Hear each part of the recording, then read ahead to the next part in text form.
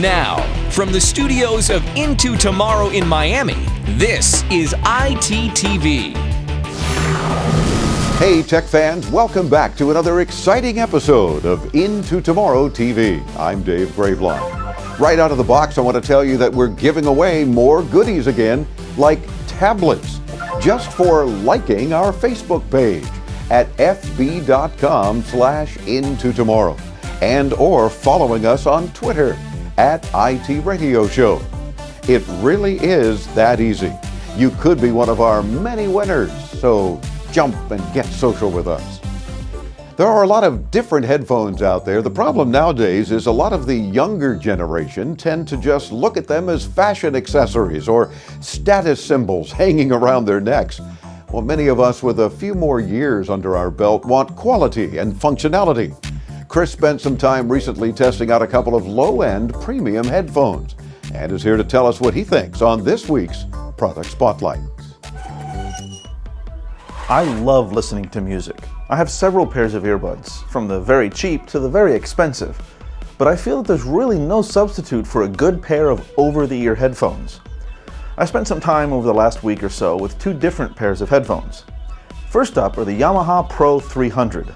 These are their entry level in their Pro line of headphones, and they sell for just over $100. Their design, I think, tries to compete with popular headphones like Beats by Dre and Street by 50 models. Personally, that doesn't really appeal to me very much. I like more of a simple or even industrial design. They do have a built-in microphone and volume and playback controls that work with iOS devices. The quality of that is about what you'd expect from an inline microphone. Now, the first thing I noticed when I put these on is that they get uncomfortable quickly. They feel a bit tight for my big head, and the ear pads don't sit comfortably on my ears. When I plugged them in and hit play on my music, I was surprised. The audio quality was superb. I heard a very nice range of highs and lows, even while listening at higher volumes, when many headphones start to distort. It almost made me forget that they were too snug, until I got a headache after a few songs and had to give my head a rest. The tight fit really is a shame, because the sound quality on these is about the best that I've heard from headphones with this price point. Now, if you have a smaller head than I do, these might be good for you. Another pair I looked at were the Crossfade LPs from V-Moda. These are a little more expensive at about $120, but in my opinion, they have a few more options that make it worth the extra cost. First of all is the removable cable. Now, when headphones fail, it's usually because of the cable. A removable cable allows you to just replace that part if it breaks, rather than the entire headphone. Now, these headphones actually come with two removable cables, one standard and one with the inline microphone and controls for iOS devices. Their design is more in line with the industrial look that I like. They felt much more comfortable on my head than the Yamahas, and the ear pads completely covered my ears, which blocks out more of the background noise. As far as audio quality, I felt it wasn't quite as good as the Yamaha PRO 300s, although I was able to improve it by adjusting the EQ on my music player. It was still better suited to certain types of music, namely pop and dance music, so if that's what you're into, you can still take a look at these. The bottom line is, headphones are a very personal thing. Everyone has slightly different ideas when it comes to what sounds good to them. But if I had to choose between these two, I'd take the V-Modas and deal with the constant adjusting of the EQ. Personally, it's better for me than having to deal with headaches because I have a head that's too big for the Yamahas. If you'd like to hear more about what Chris thought about these headphones, tune in to our radio program or download our free podcast. Into Tomorrow airs on over 200 AM and FM stations all across the U.S. We're on stations in Canada, the Virgin Islands, and worldwide on the American Forces networks. We're also heard on many online streams and other sources. For a list of the many ways you can hear the program, stop by our site anytime at your leisure, intotomorrow.com. If you haven't yet participated on the show, or it's been a while, you should. If you have any questions at all about anything related to technology, call the Ask Dave hotline anytime, 24/7. 1-800-899-INTO. Go ahead, jot it down. Here, I've got a pen. 1-800-899-4686. You can also use our free Into Tomorrow app, available for many mobile devices. Remember, if you want an entry to our annual Cool Into Tomorrow Hot Summer Giveaway, all you have to do is let us hear you on the air.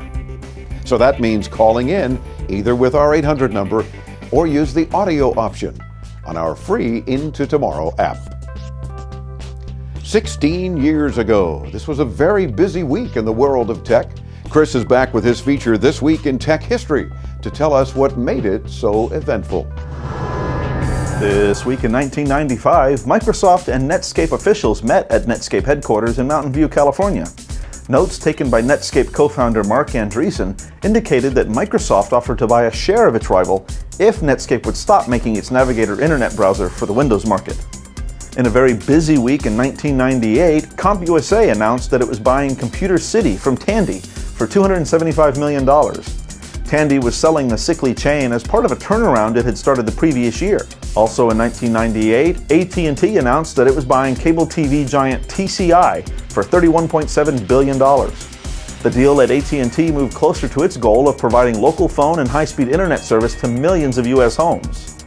And also this week in 1998, Windows 98 was released. Microsoft used the slogan, "Works better, plays better."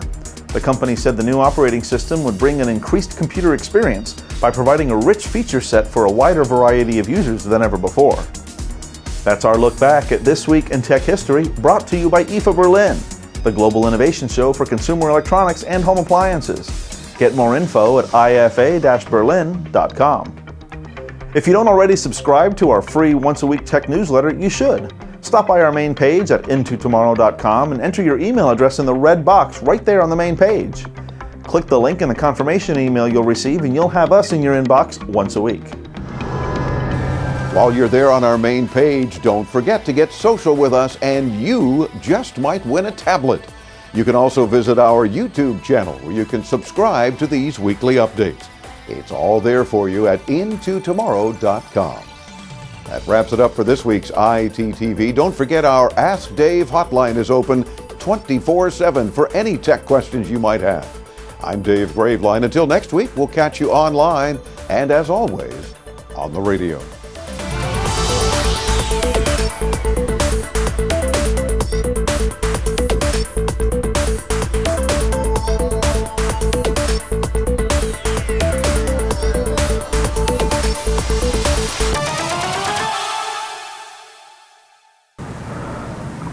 Man, I'm good looking.